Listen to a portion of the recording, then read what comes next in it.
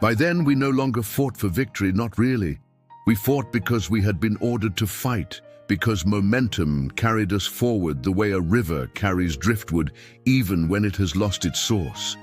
By then, what remained was survival, and survival had lost all color, all meaning, all sense of belonging to life. We woke because dawn forced us awake.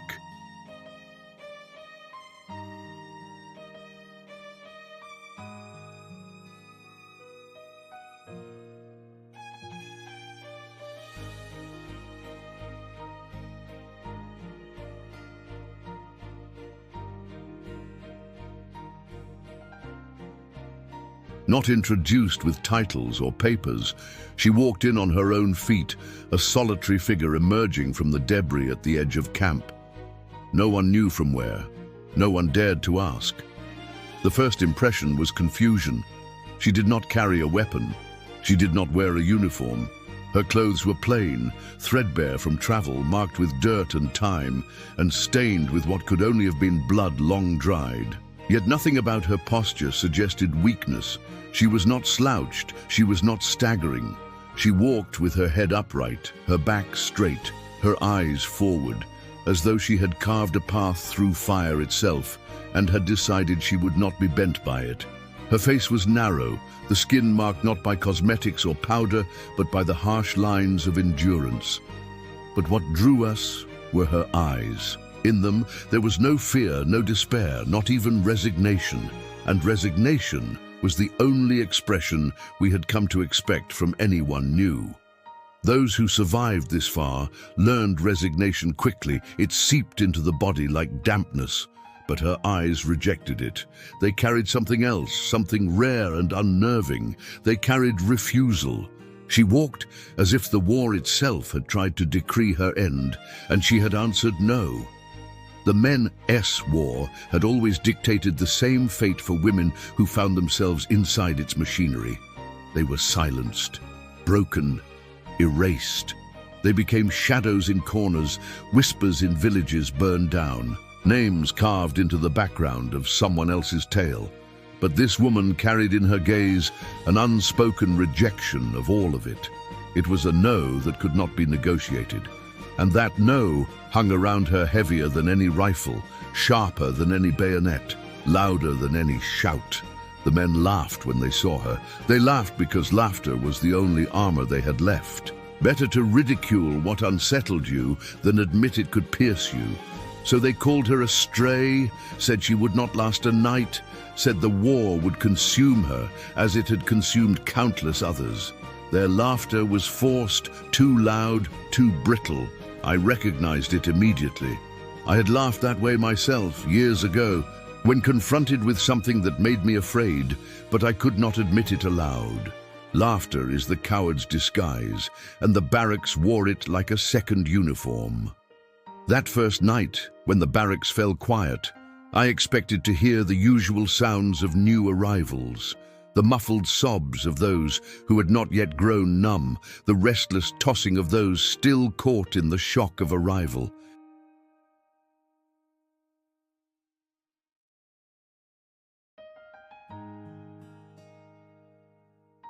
She did not look for a corner to collapse into. She did not sob. She did not mutter. She simply remained, steady in her silence, as though sleep itself was another command she refused to take.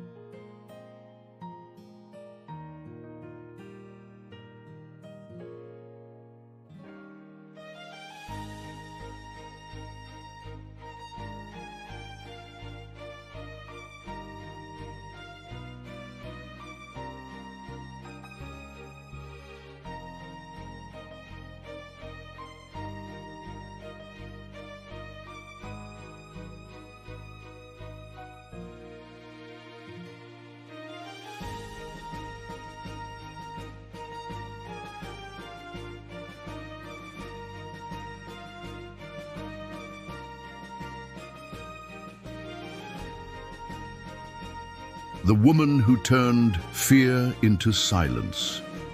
Fear had always been the unseen commander of the barracks. It stalked through the rows of bunks at night, lay heavy in the air when orders were shouted, sat at the edges of every meal when men tried to chew bread that tasted of ash. Fear was the shadow we carried with us into every drill, every patrol, every battle. Yet we pretended it did not exist. We buried it under laughter, disguising it as jokes about death. We buried it under bravado, shouting louder than our own trembling. We buried it under obedience, obeying orders so quickly that we did not have time to think about what they might mean. Fear lived with us always, but we hid it until she arrived. The woman who refused to die in the men's war did not hide her fear. She did not laugh to bury it, did not shout to disguise it, did not bend under orders to mask it.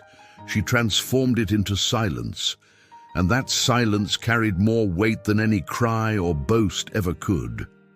At first, we thought her silence was emptiness. We mistook it for indifference, as though she did not feel what the rest of us felt. But as days passed, we understood it was something else. It was not the absence of fear. It was the transformation of fear into something unbreakable. In her silence, we began to hear what we had tried not to hear, the cries of those left behind, the screams of the villages swallowed in fire, the unanswered prayers of children whose names we had forgotten. She did not speak them aloud, yet they were present in her stillness. The barracks grew restless under that silence. The laughter that had once bounced from wall to wall began to falter. Men found it harder to joke, harder to mock, harder to fill the air with noise. They would begin, but then her silence pressed against them, and the words dried in their throats. It was as though she had taken all the fear we tried to bury and placed it in front of us, visible, undeniable. We could no longer escape it. Some tried. A soldier one evening shouted across the mess hall, mocking her scars, trying to provoke laughter from the others. But his voice cracked, and when no laughter followed, the silence swallowed him whole. He sat down, trembling though he tried to appear strong. She had not said a word, had not even looked at him, but the silence she carried broke him more completely than any punishment could. Others reacted differently. They grew quieter, walking around her as though stepping on sacred ground. They avoided her eyes, avoided sitting near her, avoided speaking at all in her presence, not because she threatened them. She did not, but because they feared themselves in the mirror of her silence. I too felt it. I felt it every night when I lay awake, listening to the sound of her stitching. The steady pull of the needle through fabric echoed louder than orders, louder than memory. In that sound was the rhythm of her fear transformed. It was not weakness, it was not surrender. It was survival honed into something pure. Every stitch said that fear was real, but it could be carried without breaking. And it forced me to face my own fear. Not the fear of bullets or bombs. That fear was simple. It passed or it killed. No, what she forced me to face was the fear I had buried deeper. The fear of what I had done. The fear of the faces I had seen and turned away from. The fear of the cries I had silenced in my own memory because I had no courage to hear them. Her silence unburied all of it. The officers began to notice too. Their orders grew louder, more insistent, as if trying to compete with something invisible. They barked commands in harsher tones, extended drills longer, forced us into more punishing routines. But none of it carried the same power as her silence. We obeyed them with our bodies, but our attention was fixed on her. She had become the real center of the barracks, though she never asked for it. She carried no weapon, no rank, no medal, but she commanded more than any of them.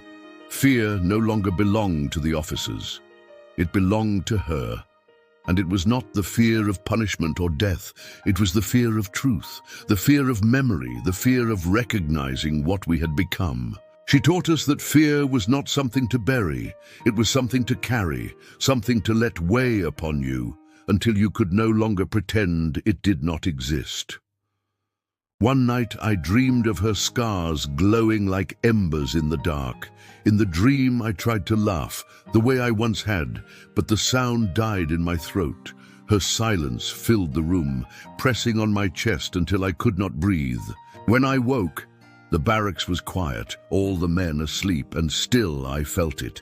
That silence heavier than stone, teaching me that my fear was not my enemy, but my confession.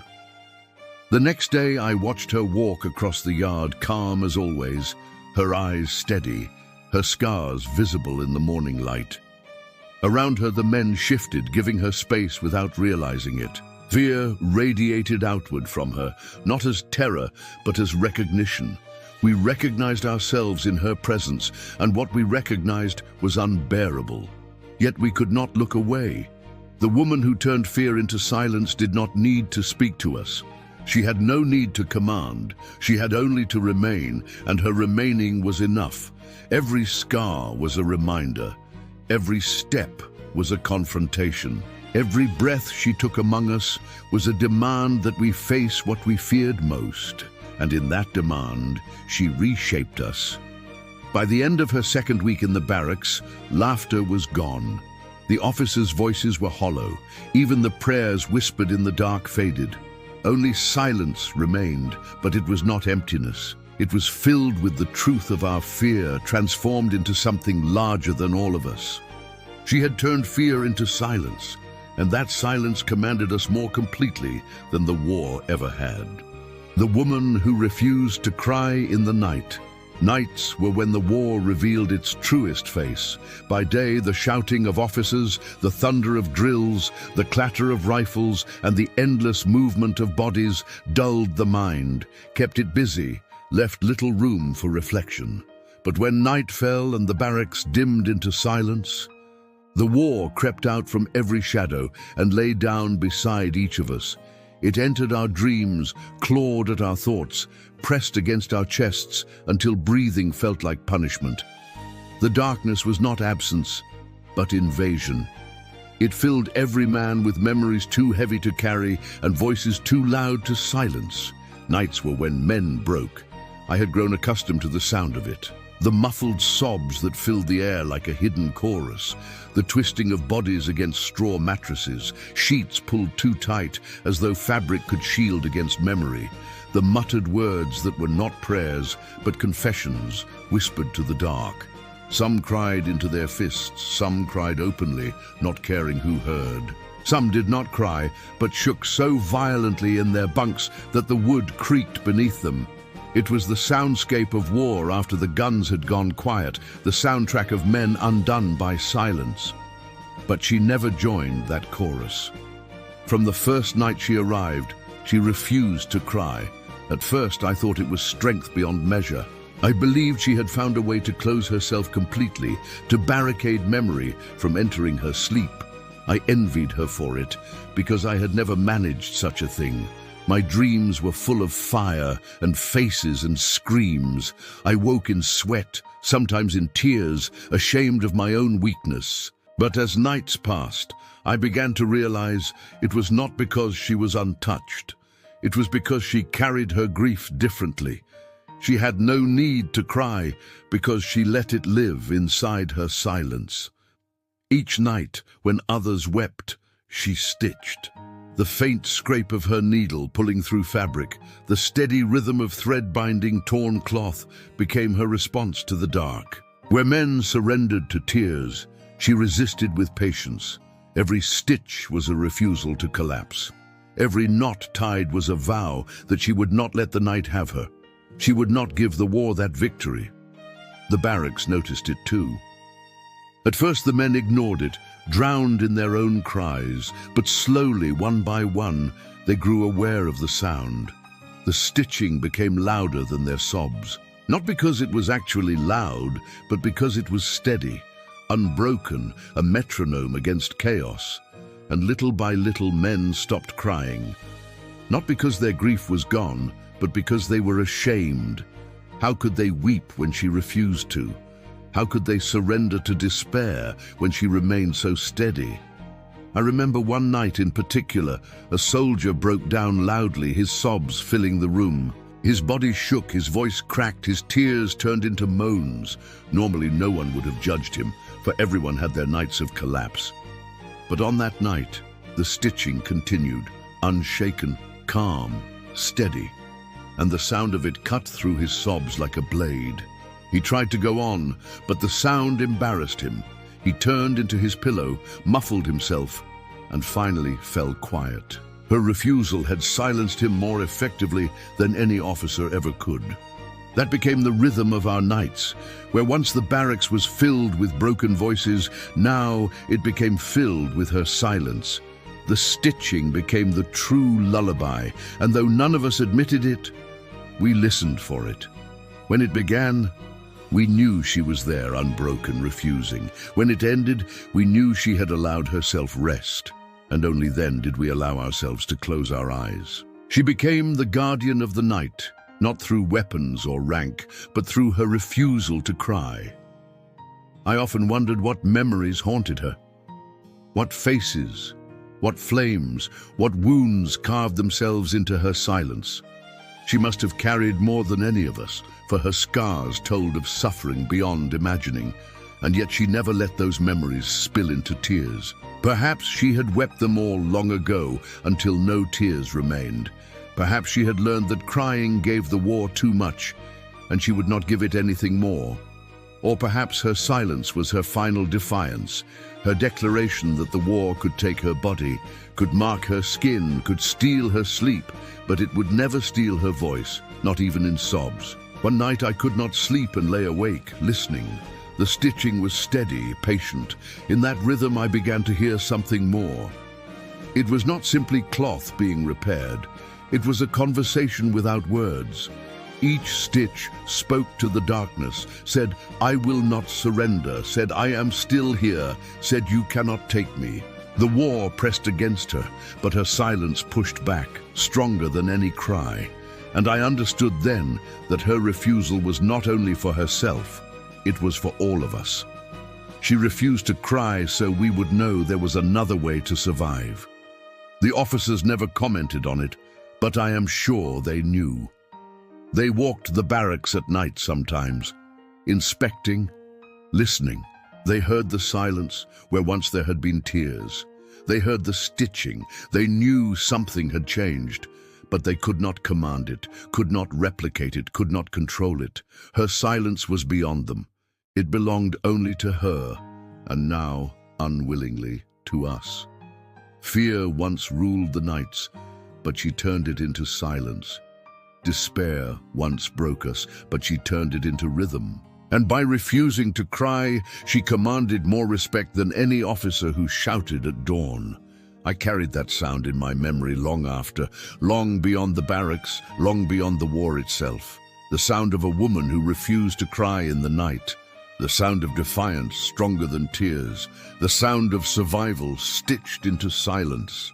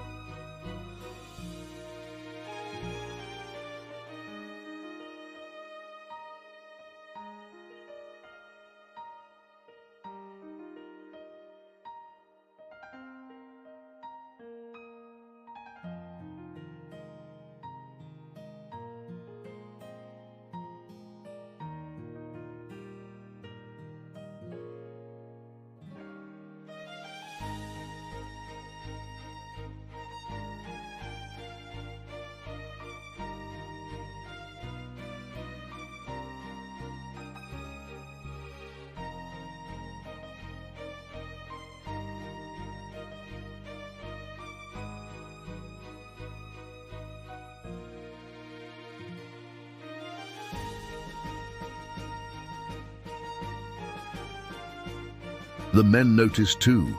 They no longer feared the officers as they once had. Oh, we obeyed still, but the fear was thinner, weaker, diluted. Our true fear now was not of punishment or orders, but of her, of what she reflected back at us, of what she carried in her scars. The officers shouted, but we measured ourselves not against their voices, but against her silence. And the officers knew it. That was why they trembled, because they understood they were no longer the center. She was. One evening during roll call, the head officer barked names with the usual force. Each man answered, his voice sharp, trying to sound alive. When her turn came, he hesitated. Her name caught in his throat. He stammered something unheard of, something unthinkable. He forced it out finally, but too softly, as though afraid of summoning her attention.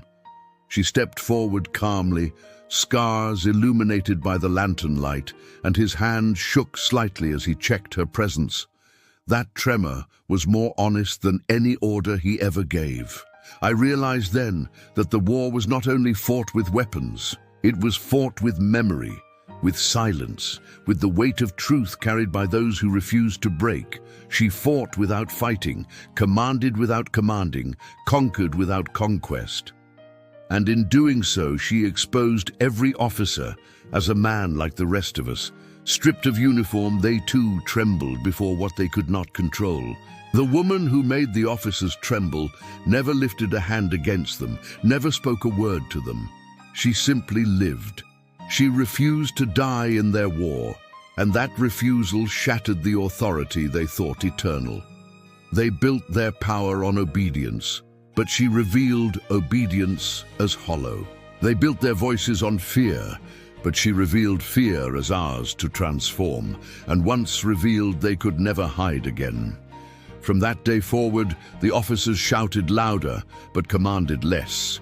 Their authority was brittle, cracking under the pressure of her presence. And though none dared say it aloud, we all knew the truth. She was the true commander now, the woman who carried the barracks' silence. Silence had not always been part of the barracks. Once it had been a place of noise, of boots slamming against wooden floors, of men trying to bury their memories in loud jokes and sharp laughter, of curses hurled to mask the weight pressing on their chests. Even the nights had carried sound, the endless crying of men who could not keep their grief inside. The barracks had been an echo chamber of fear disguised as bravado and despair disguised as anger. But then she arrived, and silence began to take root. At first, it was a small silence confined to her corner, where the sound of her stitching pushed back against the cries of the night. That silence spread slowly, pressing against laughter until it died in men's throats, pressing against officers' voices until their shouts cracked. And little by little, it consumed the space. By the time weeks had passed, the barracks no longer sounded the same. Conversations broke off midway, mockery dissolved before it reached her ears. Even arguments faded. The silence that filled the air was not commanded by discipline. It was carried by her. She did not speak to demand it. She did not need to. Every scar across her body carried more weight than orders. Every step she took through the yard reminded us that war was not the shouting of men, but the endurance of those it tried to erase. Her silence became the measure of every moment. We woke to it, we ate in it, we lay down at night wrapped in it. It became the air itself, and she was the one who carried it. I began to notice how the men moved differently. Where once they swaggered across the yard, loud and careless, now they walked more softly, as if unwilling to disturb the quiet she imposed. Meals became shorter, not because food was scarce, but because conversation dried up. Men sat chewing in silence, their eyes drifting toward her whether they meant them to or not. Even the youngest recruits, who had arrived full of nervous laughter, learned quickly that noise no longer belonged here. The silence taught them faster than any officer ever could. The officers tried to reclaim their ground. They shouted louder, barked more orders, extended drills until sweat poured into the dirt, but their voices had lost their grip. The men obeyed, yes, but not with the same fear. Their true fear had shifted. It was no longer of punishment. It was of silence. And that silence belonged to her. The officers had authority, but it was brittle, hollow. She had none, but it was unbreakable. At night, the barracks sounded different. Once filled with sobs and whispered confessions, it now carried only the faint scrape of her needle or the steady rhythm of her breathing. The quiet was not emptiness. It was heavy, alive with memory, full of the cries and flames and ruins she carried in her scars. We lay in it as if under a shroud, unable to escape the weight. Some hated it, some feared it. I found myself needing it. Without it, the war would have consumed me whole. I thought often about how one person could change the shape of an entire place. How a single woman without weapon or rank could carry silence so heavy that it bent every man around her. But then I understood. It was not simply her. It was what she carried. Her scars were archives of everything the war tried to hide. Her silence was the echo of everything we tried not to remember. She carried history in her flesh, and by carrying it, she forced us to face it. The silence she bore was the silence of all those erased, returned to us in a form we could not ignore. One evening, as the sun fell behind broken walls and the yard glowed in the last light, she walked across slowly, her shadow stretching long.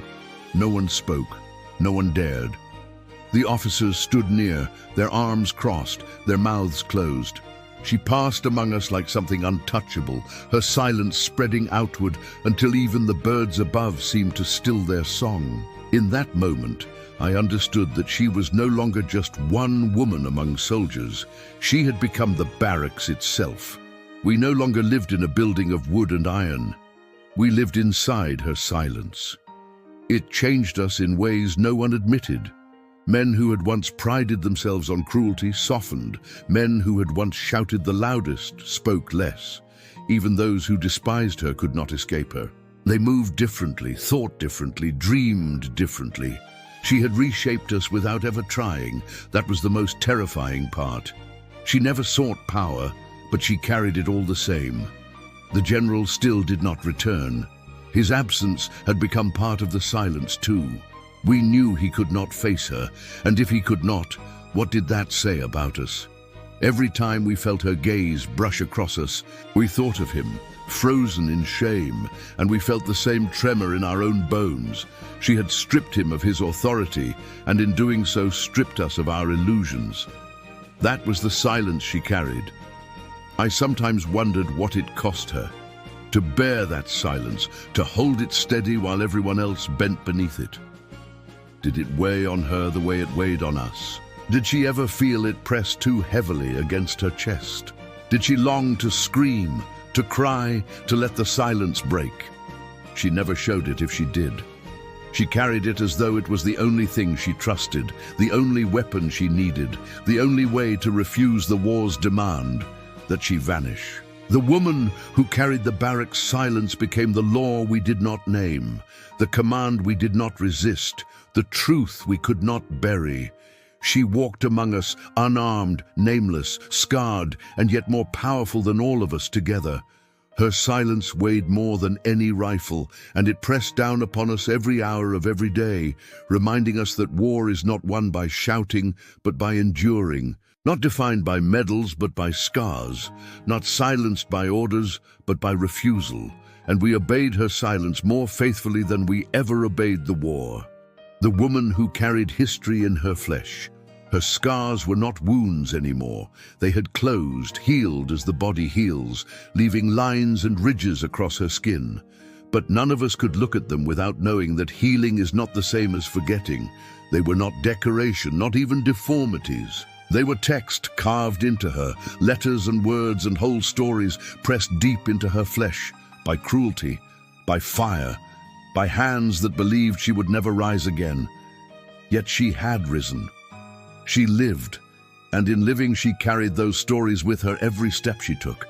Men carried scars too, but theirs were different.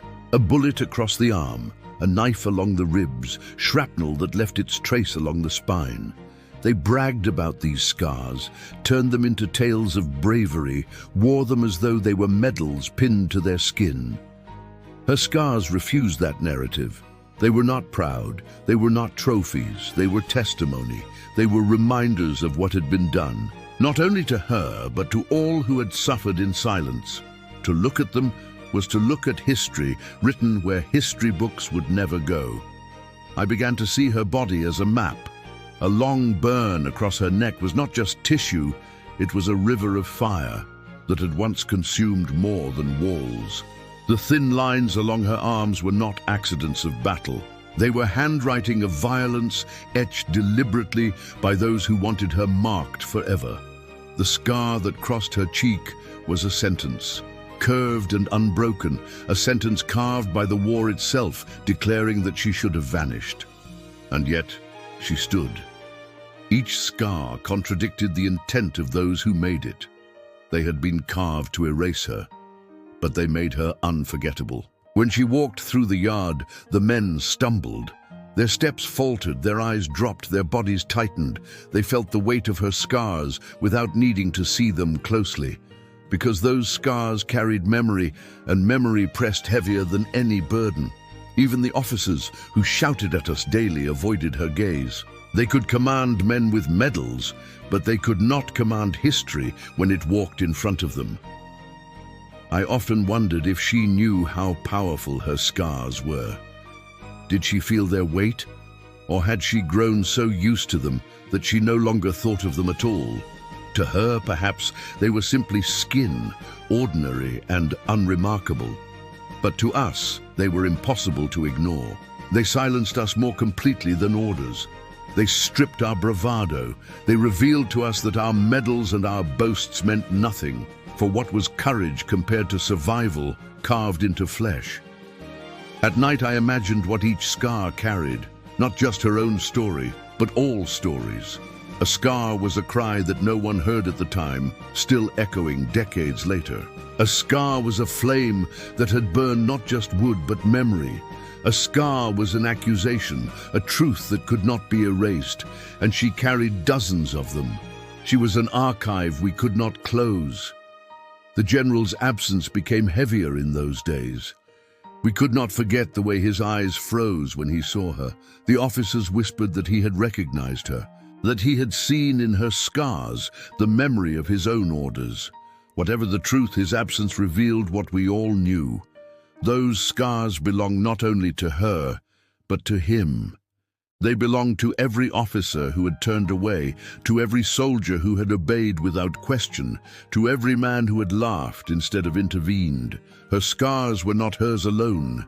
They belonged to us all.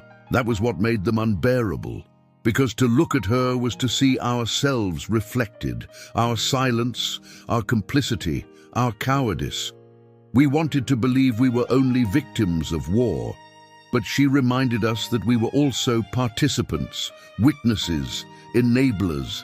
Her scars testified not only to her suffering, but to our failure. And yet she carried them without collapse.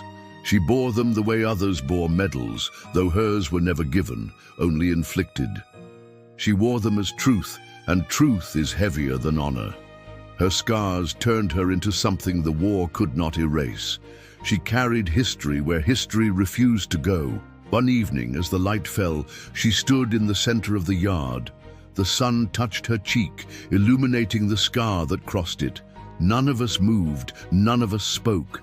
We stood in silence, as though in formation, as though saluting. But there were no commands, no orders, no whistles, only her scars, visible in the light, commanding us more than any officer ever could. For a moment, the entire barracks belonged to her, her history radiating outward, pressing against us until we could hardly breathe. I realized then that she had achieved something none of us could. She had turned her wounds into law. She had made her pain into memory. She had refused to die, and by refusing, she forced us to remember. She became proof that the war would never erase what it had done, no matter how many medals it awarded or parades it held. The truth remained carved into her flesh. The woman who carried history in her flesh walked among us daily, calm, silent, steady. She ate in silence, stitched in silence, rested in silence. Yet her scars shouted louder than officers, louder than generals, louder than all of us. And we obeyed. Not her, but the truth she carried. And that truth would follow us forever. The woman who silenced the general's eyes. The general had always been a figure of certainty. His eyes were instruments sharper than his words, scanning us with precision, cutting down pretense, exposing weakness before it could grow. Men feared those eyes more than his rank, for to be caught under his gaze was to feel naked, defenseless, stripped of the little strength one thought he carried. His presence at inspections froze the air, and his absence was often felt as a blessing. Yet all of that changed the moment he saw her. His eyes, once weapons of command, fell silent. I remember the day clearly, though it passed quickly. The general entered the yard as he always did, his boots heavy, his medals gleaming. His voice carried on air that seemed to harden under his tone. We stood in lines, stiff and obedient, answering our names with voices that shook less from loyalty than from fear. He walked past, eyes narrowing at unpolished boots, crooked belts, bent spines. His eyes missed nothing until they met hers. Till she stood at the end of the line, calm as ever, her scars visible in the morning light. She did not fidget, did not tremble, did not even acknowledge his presence more than a slight turn of her head. She was, as she always was, steady, unbroken. But when his eyes met hers, everything changed. His stride faltered, a pause so small most would have missed it, but to those of us watching closely, it was louder than thunder. His gaze locked on her scars, and in that gaze, something cracked. The authority that had always been unshakable suddenly trembled. His lips parted as though to speak, but no sound came. His hand twitched at his side. The silence stretched long enough for the entire line to feel it, long enough for us all to understand that he, the man who commanded with a glance, had been undone by hers. He looked away first. That was the true breaking. Generals do not look away. Generals hold their gaze until men bow their heads, but he turned, his eyes darting elsewhere, refusing to linger on what he could not face. And in that act, his eyes fell silent. From that day forward, he did not return. His absence was his confession. The barracks whispered of it, but never too loudly. Some said he knew her from before, that he had seen her in the ruins of a village his orders had destroyed. Others claimed she had been part of a camp once, under his command, and her scars bore witness to crimes he had permitted. None of us knew for certain, but all of us understood the truth of what we saw. His power ended the moment he met her eyes. The officers tried to cover for him. They shouted louder, strutted more proudly, filled the yard with commands, as though their voices could erase the silence left by his absence. But we all knew. Their shouts were hollow now, because if a general could not face her, what did their orders matter? Authority had shifted, not through rebellion or mutiny, but through silence. Her silence, her scars, her gaze. I thought often about what must have gone through his mind in that moment. Did he see only her scars, or did he see the memory behind them? Did he see the flames of the village, the cries of the women, the silence of the men who turned away? Did he remember the night he gave an order he pretended not to understand? The kind of order that leaves marks on bodies long after the ink fades from the page. Or did he simply see himself reflected back in her, stripped of medals, stripped of power, stripped of illusions? Whatever he saw, it was enough to silence him. And that silence became more powerful than all his words. The men felt it too, their fear of him dissolved, replaced by something else. It was not relief. It was not victory. It was recognition. If she could silence the general's eyes, then nothing he had ever commanded was absolute. If she could undo him with her scars, then the entire system of fear we lived under was fragile. She had revealed it in a single moment, without raising her voice, without moving a muscle. She had shown us that authority built on denial could not survive truth. At night, lying awake, I thought about how much one gaze could carry. Her eyes were not cruel, not vengeful. They were steady, calm, almost gentle in their refusal. But they carried weight. They carried memory that no one could bury. And when the general looked into them, he drowned. That was why he never returned. She had forced him to see, and seeing was something he could not survive. She never spoke of it. She never acknowledged his absence, never whispered about his shame, never claimed victory. She simply continued as always, stitching in silence, walking with steady steps, carrying her scars as though they weighed nothing and everything at once. But her silence was heavier now, for it carried not only her history but his. The silence of the general had joined hers, and together they commanded the barracks more completely than any orders ever had. The woman who silenced the general's eyes did so not with rage, not with vengeance, but with truth. She stood as she always had, and in standing, she revealed the fragility of men who thought themselves untouchable. She proved that scars are stronger than medals, that silence is louder than commands, that memory outlasts authority. She did not seek to conquer him, but she did. She did not seek to shame him, but she did. She did not seek to lead us, but she did. And from that day forward, every time we closed our eyes, we remembered his tremble, his silence, his absence. We remembered that even the highest authority had bowed before her truth. The woman who became the law of the barracks. The barracks had always been governed by orders. Orders barked at dawn, orders repeated at noon, orders screamed at dusk. They dictated when to rise, when to march, when to eat, when to sleep. Men bent to those commands not because they respected them, but because disobedience meant punishment. It was a system held together not by belief, but by fear, a fragile order that cracked whenever the fear wavered. But over time, something shifted. The officers' voices grew thinner, their commands weaker, their threats less convincing. And in their place, her silence rose until it became the only law we obeyed. It happened slowly, so gradually that we almost did not notice. At first, it was the nights. Where once men cried into their pillows, her stitching silenced them. Then it was the mess hall, where laughter dried on lips when she entered. Then it was the yard, where even drills lost their power as eyes turned toward her. Every space bent to her presence, not because she sought control, but because she carried something stronger than control. She carried truth, and truth became law. I remember one morning when the officer's whistle cut through the air, demanding that all rise at once. Men stirred, groaning, pulling on boots, but she was already awake, seated with her needle in hand. The officer shouted again, impatient. Yet no one moved until she set her work aside and stood. The entire barracks rose with her, as though her body was the true signal. The officer stood stunned, his whistle useless, his authority exposed as a shadow. In that moment, the truth became undeniable. We no longer obeyed the officers, we obeyed her. Another time, the order came for lights out. The officer barked, lamps flickered, men shifted, but she continued stitching beneath her small flame. The officer hesitated, voice rising with irritation.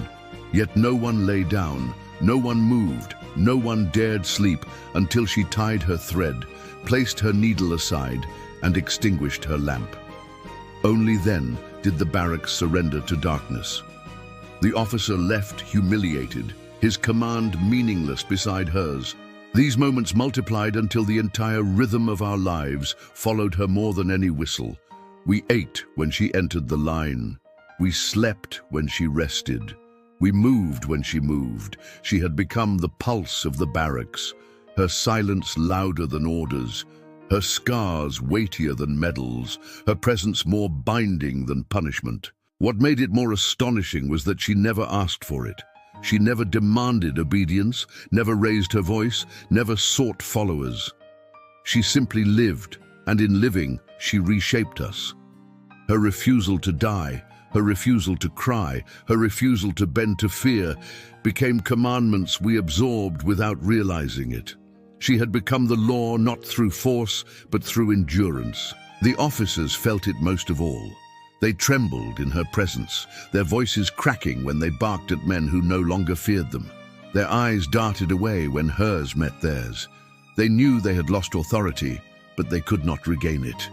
The general's absence was proof enough. If he could not face her, how could they? They clung to their uniforms, their medals, their whistles, but none of it mattered. Authority had shifted, and it now belonged to scars and silence. I thought often about what it meant to live under a law carried not by books or governments or officers, but by one woman's refusal. It was not the kind of law that could be written or erased. It was not the kind that demanded punishment for disobedience. It was deeper. It lived inside us, reshaping how we moved, how we spoke, how we even thought. It was not fear that drove us anymore. It was recognition of truth too heavy to deny. Her law was simple: endure, refuse, remain. Do not let the war dictate your end.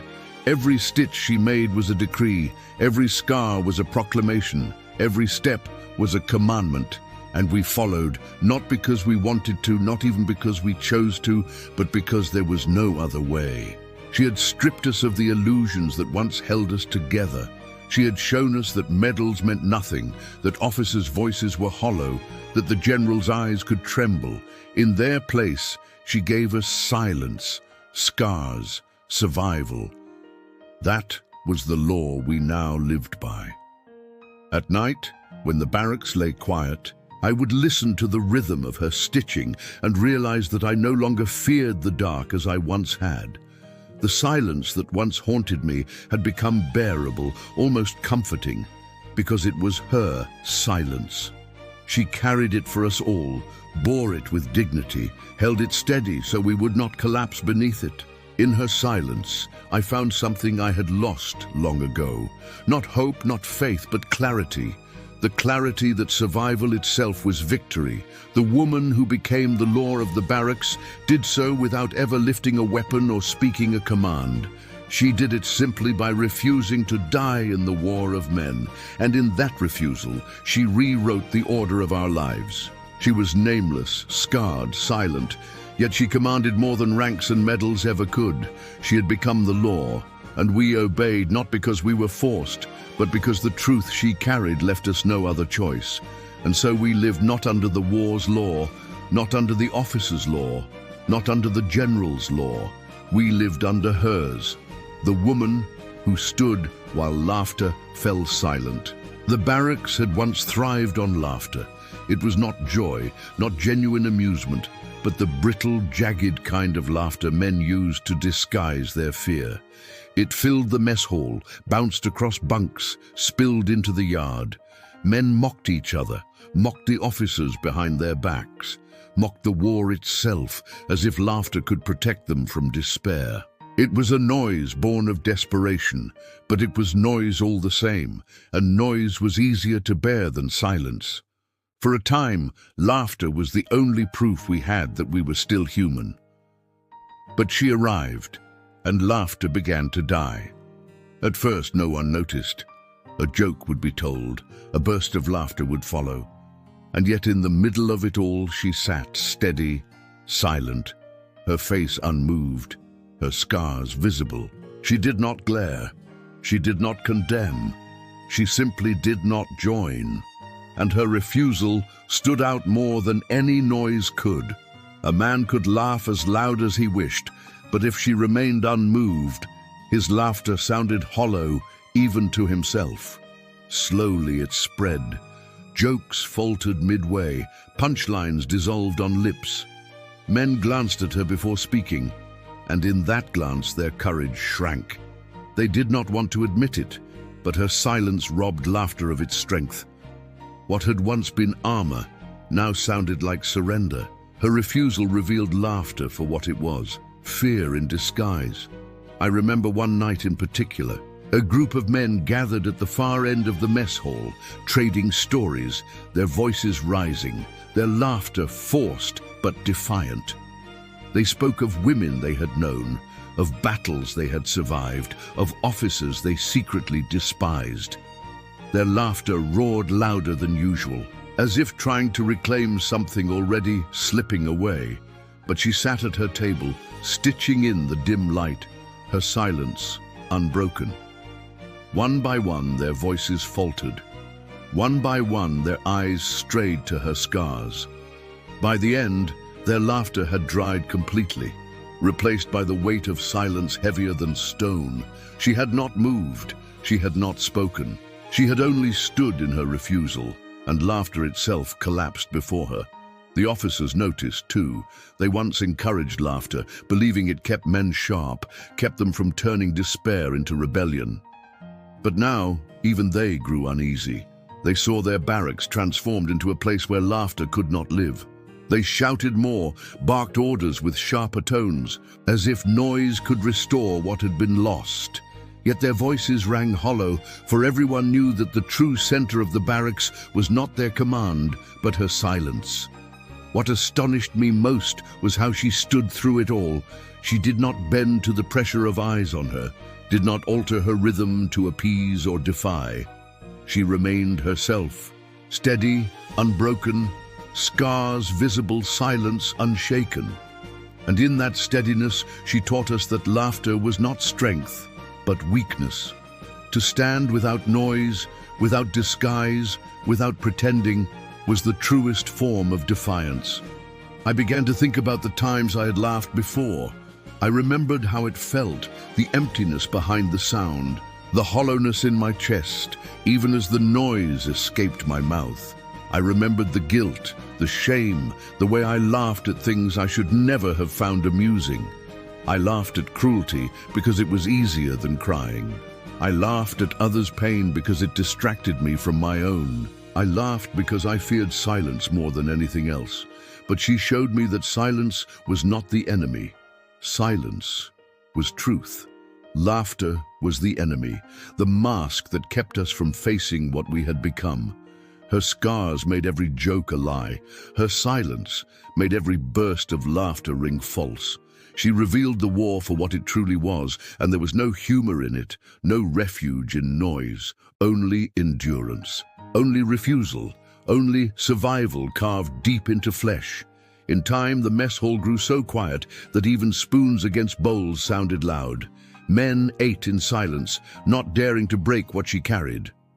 The bunks at night grew still, no longer disturbed by mocking whispers. The yard became subdued, the noise of drills overshadowed by her presence. Where once laughter ruled, silence now reigned, and she stood at the center of it. I realized then that she had conquered without lifting a hand. She had defeated not soldiers or officers, but the very spirit of the barracks. She had stripped us of our masks, left us bare, forced us to face the truth we had long buried. And though some resented her for it, none could resist. The war had taken our homes, our families, our futures. She had taken our laughter, and somehow that loss felt heavier than all the rest. Yet in its place she gave us something else, a clarity sharper than humor, a truth deeper than noise. She gave us silence, and in that silence we began to see ourselves for what we were. Broken, complicit, ashamed, but still alive. And survival, she reminded us, was no joke. The woman who stood while laughter fell silent became the quiet ruler of our days.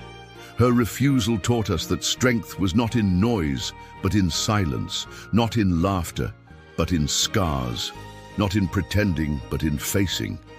She carried silence into the heart of the barracks and made it law. And from that day forward, laughter never returned. The woman who stitched the ruins of war at night. Night after night she sat with her needle and thread, steady as a clock, while the rest of us wrestled with shadows. The war had torn through everything it touched, and ruins surrounded us wherever we looked. Villages leveled to ash, churches reduced to charred frames, families scattered to silence. Even the barracks, though still standing, was itself a ruin, filled not with life but with men who were ghosts already.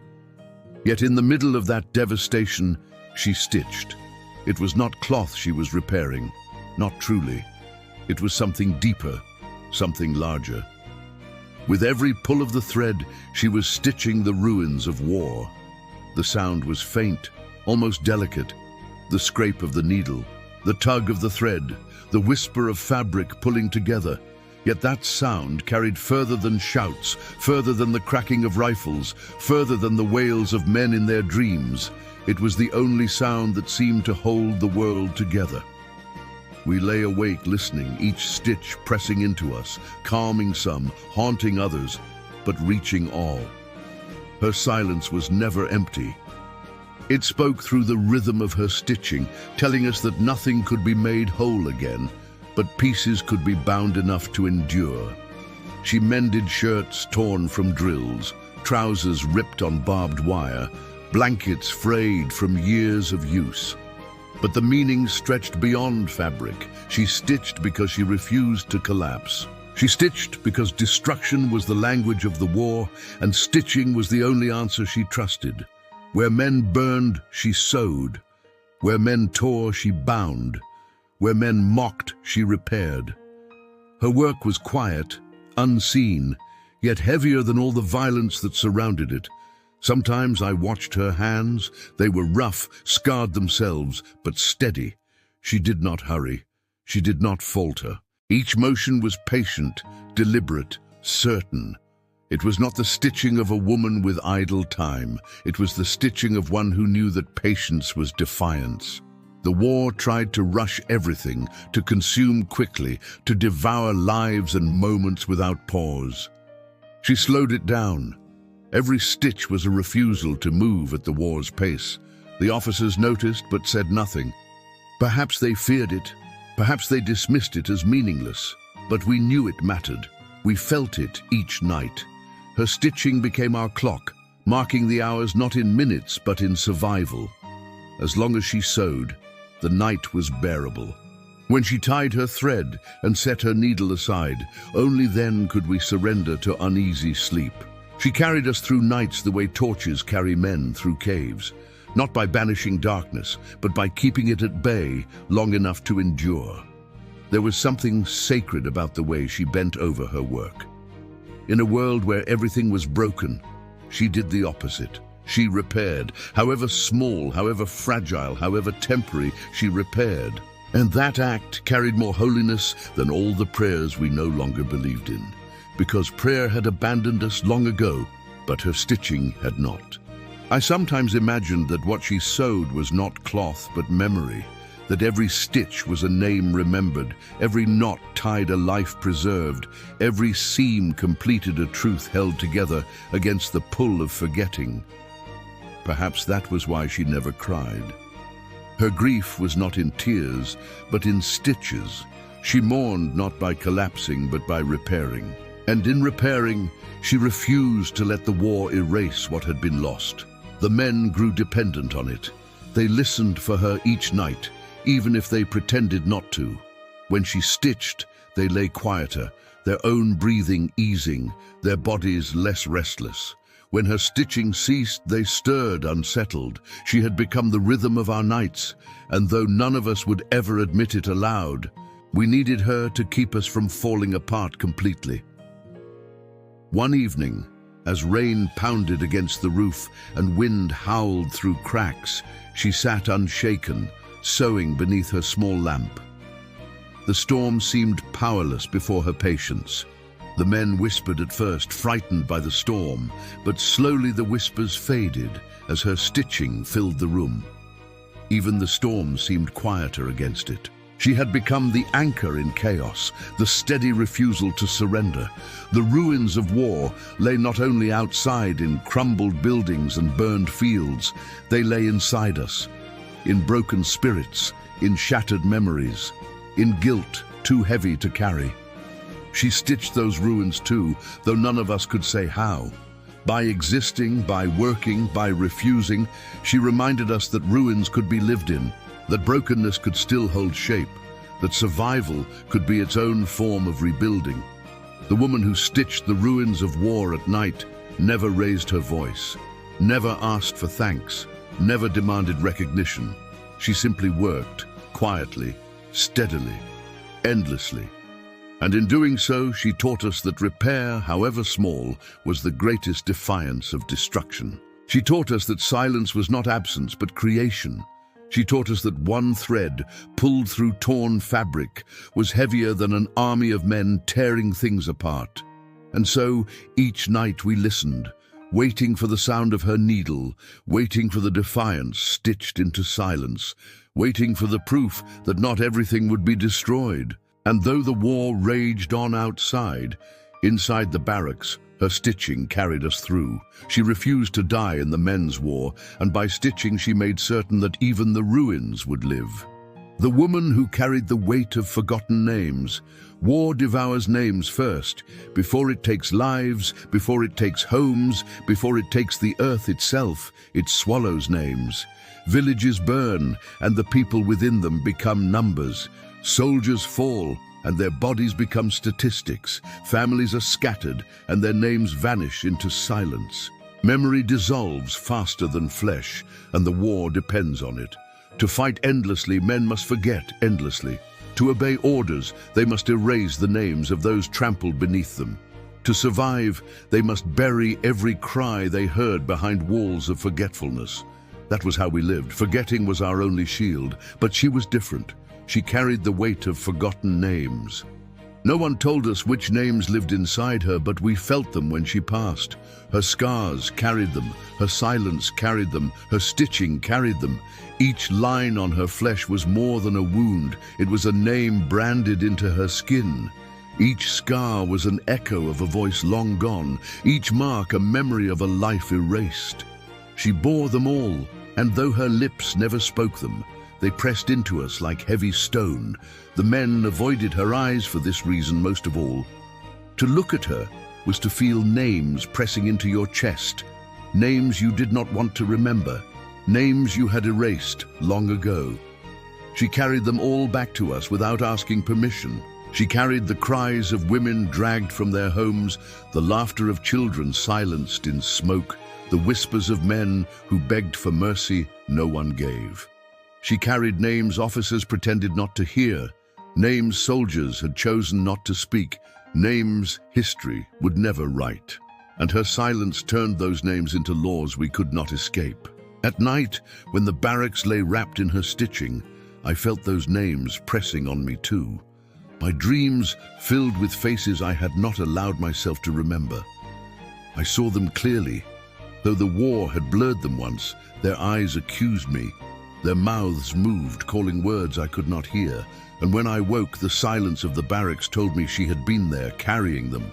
She carried the names, so we could not bury them completely. She refused to let us forget. The officers hated it most. Their voices cracked when they addressed her. Their commands lost force because in her presence, names returned to them. Orders they gave years ago came back to life, stamped into scars on her body, written in the silence she bore. They could not erase them, they could not excuse them. She carried them openly, and in doing so she undid their authority. Sometimes men whispered theories about her, that she had once kept a list of names written on scraps of paper until the paper was taken and burned, and now she carried the list in her flesh instead. That she repeated the names each night in her mind, keeping them alive in memory even as we tried to kill memory.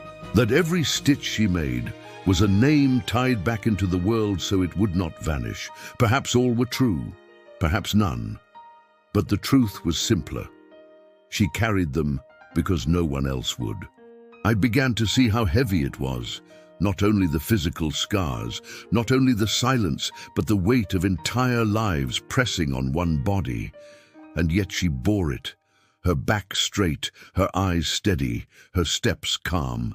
She carried them not to glorify herself, but because she refused to let them disappear. She had refused to die in the men's war, and in refusing, she became the bearer of those the war had already killed. There was a night when I dreamed not of battles but of a single name.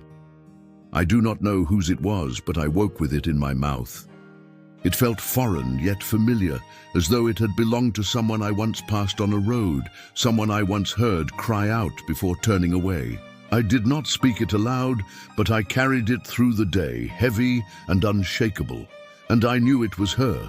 Her presence had pulled it from the depths of forgetting.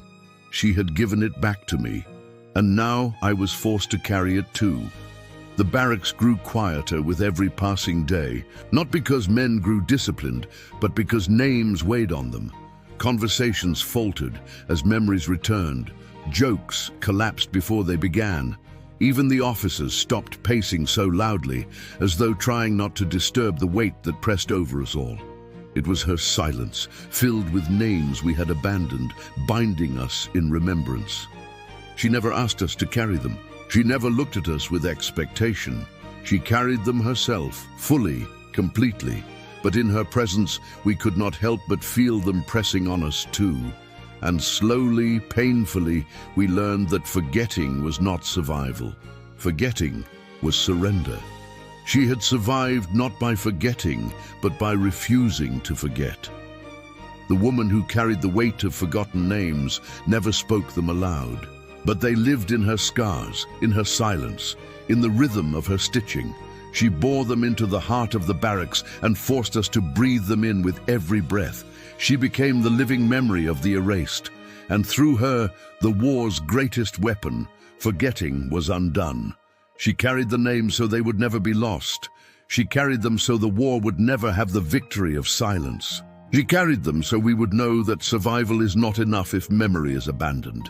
She carried them because no one else dared to, and in her refusal, she commanded us all.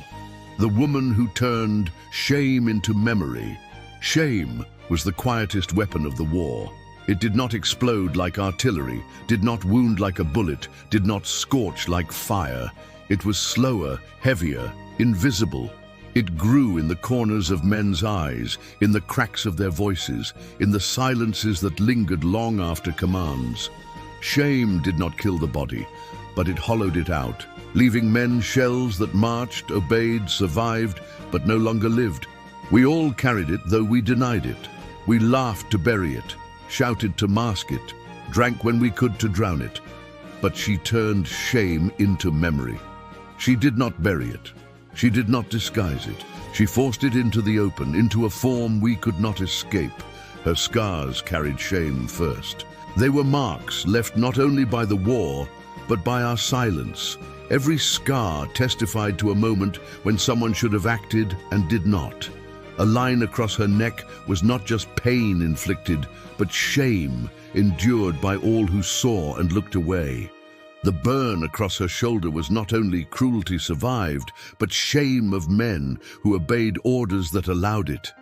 Each scar was shame made visible, shame carved into flesh, shame no longer deniable. At first we tried to avert our eyes. It was easier to look at boots, at dirt at the horizon. But her scars pulled our eyes back, forced us to see. And in seeing them, we saw ourselves. We saw the nights we had remained silent. We saw the cries we had pretended not to hear. We saw the orders we had followed without question. Our shame lived on her body, and she carried it without speaking. That was why she was unbearable. Not because of her silence, but because in her silence she turned our shame into memory. One morning in the yard, an officer shouted at her for standing too slowly in line. His voice cracked, not with anger, but with something else, something he could not hide. Because when she lifted her head, when her scars caught the light, his face trembled with shame. He remembered. Whatever order he had once given, whatever silence he had once chosen, it returned to him in that moment. He turned away quickly, but it was too late. We had seen him undone, and in that crack of his voice we recognized our own weakness. The general had not returned since his first encounter with her. His absence was the loudest shame of all. He had built a life on authority, medals, discipline, but her presence had revealed the foundation of his power, silence in the face of cruelty. He could not bear to look at her because she carried his shame openly. His retreat was his confession. His absence was memory given form. She had turned him from a commander into a fugitive from truth. In the barracks, we carried shame like lead in our chests. We avoided each other's eyes, fearing recognition, but she allowed no escape. Her silence filled the room, pressing it into us. When she stitched at night, the sound was not only defiance, it was memory stitching shame into permanence. Every knot tied was a reminder that nothing could be undone. Every seam closed was a truth repaired, so it could not be forgotten. I dreamed often of her scars. In dreams they glowed like fire, each line spelling words I could not read. When I woke, I felt my own shame heavier, as though her silence had etched it into me too. There was no release, no absolution, only remembrance. She did not forgive, did not condemn. She simply made it impossible to forget. That was worse, and yet it was honest. Forgiveness can be refused, condemnation can be resisted, but memory cannot be denied. The men grew quieter with each passing week. They no longer mocked, no longer laughed, no longer even shouted. They moved through the days like shadows, burdened by memory forced upon them. Yet beneath the weight was something strange. It was not only despair, it was recognition. Recognition that shame acknowledged is better than shame denied. Recognition that memory, however heavy, is more human than forgetting. She had carried her own shame too, I think. Not for what she had endured, but for what she had been forced to survive. Survivors always carry the shame of survival, as though living is betrayal of the dead. But she turned even that into memory. By refusing to die, she honored those who had. By bearing her scars openly, she refused to let their silence be final. Her survival became their memory, her silence became their voice, her scars became their proof. There was a night when I could not sleep, and I heard her stitching longer than usual. The barracks was wrapped in silence, every man still, every breath heavy, yet her needle continued, pulling thread through fabric as though she were sewing shame directly into us. And perhaps she was. Perhaps that was her work, binding our shame into memory so it would never dissolve. I lay there, unable to move, unable to speak, only listening, knowing that what she carried now belonged to us all. The woman who turned shame into memory never lectured, never accused, never punished. She simply lived. And in living, she revealed us to ourselves. She showed us that shame cannot be erased, only transformed. She carried it in her scars, in her silence, in the weight she bore without collapse. She turned what we tried to bury into what we were forced to remember. And in that memory, heavy and unrelenting, we began to see not only her truth but our own. She refused to die in the men's war, and because of that refusal, she forced us to remember the shame we wanted buried forever. And in remembering, we were undone, yet somehow more alive than before. The woman who made medals turned to ash. The barracks had always clung to medals. They were the only currency left to men who had lost everything else. Pieces of metal shaped into stars, circles or bars were pinned to uniforms as if they carried meaning heavier than flesh. Men polished them obsessively, spoke of them as if they were proof that what we endured had value. Officers displayed them like shields against doubt, and the general's chest once shone brighter than the sun with his collection. Medals were the illusion we all leaned upon, the illusion that war rewarded something more than cruelty, that obedience could be turned into honor, that survival could be dressed as glory. But she arrived, and slowly medals turned to ash. It began not with confrontation, but with comparison. She stood in the yard with scars visible, silent, unbowed. Around her men wore medals polished to gleam. Yet no one's eyes lingered on metal anymore. They lingered on scars. A medal told of a battle survived, of an order followed, of a deed recognized. Her scars told of something deeper, of pain endured without witness, of cruelty survived without acknowledgement, of truth written into flesh where no ceremony would ever go. Next to her scars, medals looked empty, fragile, hollow. The men felt it. Those who once bragged about their decorations grew quieter. They avoided displaying them too openly. They shined them less, as though embarrassed. The officers still barked about honor, but their words rang thin. When she walked past, her silence stripped medals of meaning. What could a piece of metal say compared to the testimony carved into her skin? I recall one evening when an officer entered the mess hall with medals glinting under lamplight. He stood tall, expecting the usual respect, the deferential silence, but she was there stitching calmly, her scars catching the same light.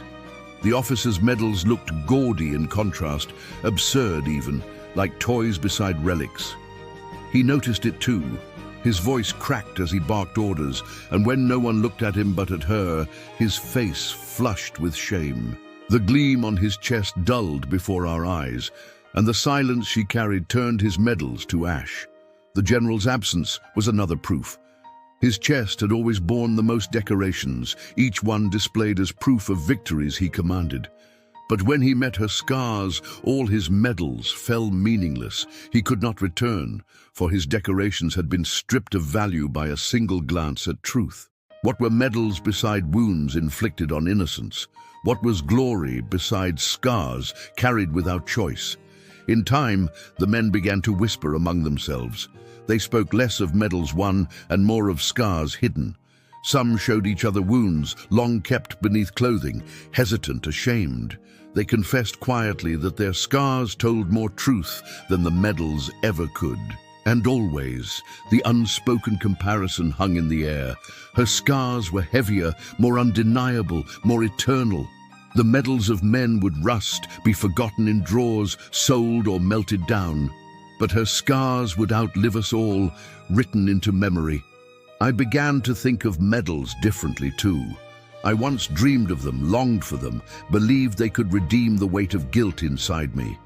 But now when I thought of medals, they tasted of ash.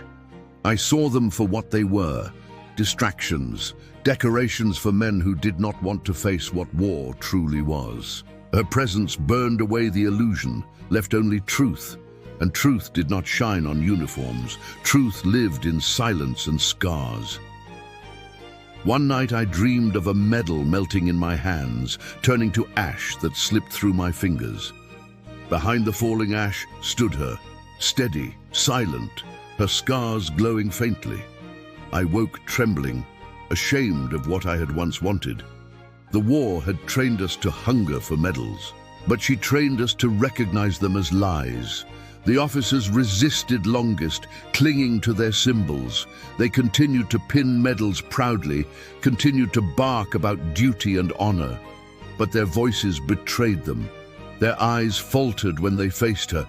Their hands shook when they touched the ribbons on their chests. They knew as well as we did, their medals could not survive her presence. They burned invisible in her silence, crumbled into nothing, left only shame behind. She never spoke against medals, never even acknowledged them. She did not need to. Her silence condemned them more powerfully than words ever could. By refusing to die, by carrying her scars openly, she revealed the truth the medals tried to hide. That war is not glory. That obedience is not honor. That survival is not triumph, but testimony. The woman who made medals turn to ash carried no rank, no decoration, no recognition, and yet she commanded more than all the generals combined. She stripped illusions from us until only truth remained. And though the truth was unbearable, it was real. From that point forward, no one in the barracks looked at medals the same way again. They no longer shone, they no longer mattered. They were ash already, scattered by the silence of a woman who refused to let the war disguise itself as glory. The woman who walked among ghosts. By the time months had passed, the barracks was no longer a place of men, but of shadows. Every soldier carried ghosts, whether he admitted it or not. Ghosts of villages set aflame, ghosts of voices silenced on long marches, ghosts of comrades buried shallow in mud. They followed us into the yard, sat with us in the mess hall, lay beside us in the bunks. The war had made the living a minority. Most of us were only shells walking, bodies that carried echoes, eyes that carried absence. But she, more than anyone, walked among ghosts, and unlike us, she never flinched from them. We avoided ours. We drowned them in noise, buried them in obedience, tried to laugh them away. She did the opposite. She carried them as though they belonged. Her silence was not emptiness, but crowded with presence, filled with the unseen. When she stitched at night, I could almost hear other voices moving with the rhythm of her needle, names that had no graves, faces that had no monuments. She gave them space in her silence, allowed them to remain, and by doing so she refused the war's greatest weapon, erasure. There were nights when I woke and saw her seated upright, scars glimmering faintly in the lamplight, her gaze distant, fixed not on us, but on something beyond. It was as though she looked through walls, through time, into the eyes of those who had been lost. Her expression did not change, calm as always, but the air around her grew heavier. I could feel them then too, the ghosts she walked among. They pressed against the barracks walls, silent but undeniable. They filled the room until breathing felt like memory itself. The men felt it as well. They grew uneasy in her presence, not because she threatened them, but because she reminded them of what lingered. Sitting near her was like sitting near an open grave. It was impossible not to feel the weight of the dead, impossible not to sense the eyes of those we had tried to forget. She was their witness, and through her they never left. One day, a young recruit asked why she never laughed, why she never joined the others in trying to escape the weight of war. He did not understand yet, too new to know what silence carried. She turned her head slightly, not speaking, not scolding, simply looking. The boy dropped his eyes at once. In that glance, he must have seen what I had seen many times before, that her silence was not emptiness, but a crowded space where ghosts lived. To laugh in that silence would have been desecration. The officers too became haunted in her presence. They paced less confidently, shouted less convincingly, their eyes restless, because they, more than anyone, feared ghosts. They feared the return of voices buried under their orders, the names erased from their reports, the faces hidden behind their medals. And when they passed her, they felt those ghosts rise again. She made sure of it without a word. Her scars were proof that the war's dead were never gone. They lived in her flesh, and through her they confronted the living. I began to wonder if she herself was half ghost. She moved differently than we did, steady, patient, as though she was not bound by the same weight of time. She ate little, spoke not at all, slept in silence deeper than ours. There were moments I thought she might vanish into the shadows, dissolve into the silence she carried, but she never did. She remained as solid as scars, as unyielding as stone. She was both flesh and memory, both survivor and witness, both living and ghost. The barracks changed around her. Where once noise reigned, now silence ruled. Where once medals glinted, now scars commanded. Where once men walked trying to forget, now they walked burdened by remembrance. She was at the center of it, the bridge between living and dead, the keeper of names, the carrier of shame, the one who allowed ghosts to walk among us openly. I remember one evening when the setting sun threw long shadows across the yard. She stood still, unmoving, while the men hurried to formation. Her shadow stretched farther than the others, darker, heavier, as though more than one body stood there. And perhaps it was true. Perhaps the ghosts she carried stretched their shadows through hers, standing beside her even if unseen. The yard grew quiet. The officers hesitated, and for a moment it felt as though the dead outnumbered the living. She had brought them back simply by standing. At night, the weight grew strongest. The barracks air thickened, pressing against chests, stealing breath. Men turned restlessly in their bunks, unable to sleep. Only the sound of her stitching steadied us, and in that rhythm, I heard voices layered into the fabric. Not imagined voices, not dreams, but memory itself. Each pull of the thread carried a cry, each knot tied carried a life, each seam completed carried a ghost made present. She bound them into us so they would not vanish. And in time I stopped fearing the ghosts. I stopped trying to laugh them away, stopped trying to bury them in obedience. I began to accept them, to recognize them, to let them press against me. It was unbearable, but it was real. She taught us that living with ghosts was the only way to remain human in war. To forget them was to become hollow. To remember them, even if it broke us, was to endure. The woman who walked among ghosts never faltered, never collapsed, never surrendered. She carried them with her, unashamed, unafraid, refusing to let them be erased. And because she did, we too were forced to walk among them.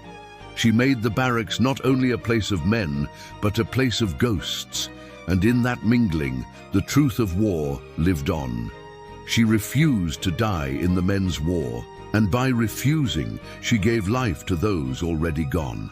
She carried them in her scars, in her silence, in her stitching, and through her they never disappeared. She was their law, their voice, their proof. And we, unwilling or not, became witnesses beside her. The woman who refused to disappear. The war had taken nearly everything by the time her story reached its end. It had consumed villages until they were only blackened earth, consumed families until their names were scattered across the wind, consumed men until they were only shells, marching in rhythm with orders they no longer believed in. It had consumed memory, laughter, even hope. Everything that could be erased, the war erased. Everything that could be silenced, the war silenced. Everything that could be buried, the war buried. And yet through it all, there remained one figure, one presence, one refusal that the war could not claim. She was the woman who refused to disappear. From the day she walked into the barracks, she carried that refusal with her. She did not cry when men cried. She did not laugh when men laughed. She did not bend when officers barked. She stitched when others collapsed, stood when others trembled, silenced laughter without speaking a word. Her scars became heavier than medals, her silence louder than orders, her presence more binding than fear. She carried names that the war tried to erase, carried shame that men tried to bury, carried ghosts that officers tried to deny. With every breath, she reminded us that survival was not enough unless it bore memory with it. And she bore memory in her flesh. The officers had long since stopped trying to command her. Their voices broke in her presence. Their eyes fell away. Their medals turned to ash. The general who once embodied certainty had vanished, undone by the truth in her scars. The men who had filled the barracks with jokes and bravado no longer dared raise their voices. The place once ruled by noise now belonged to silence, and she carried that silence as if it were a crown. But it was not victory she sought. She never asked for authority, never claimed command, never wanted power. Her refusal was simpler, deeper. She refused to be erased.